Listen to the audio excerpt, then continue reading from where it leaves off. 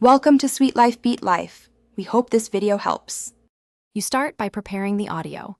Pick an MP3, M4A, or OGG file and trim it to the desired length. Once done, rename it to a simple name without special characters so Android can index it. Next, use My Files or connect by USB and copy the file into internal storage right arrow notifications. This location is crucial because Samsung's sound picker reads only the notifications folder for system tones. Do this now. Do not place it in downloads or ringtones folders first.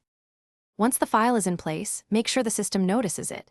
Either reboot the phone or unplug and replug USB to trigger media indexing. Then open Settings, go to Sounds and Vibration, and select Notification Sound.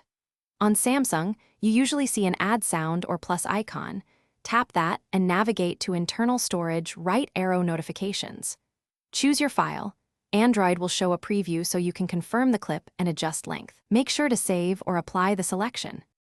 After selecting the tone, apply it as the default notification or open an app's notification settings to assign it per app. Test it immediately by sending a message or using the preview button to confirm volume and timing. If the sound doesn't appear, make sure the file is in internal storage right arrow notifications and not DRM protected. Then clear the media storage cache in apps right arrow show system apps or restart the phone to force reindexing. That single troubleshooting step fixes most issues. Thanks for watching. Consider subscribing if we helped you.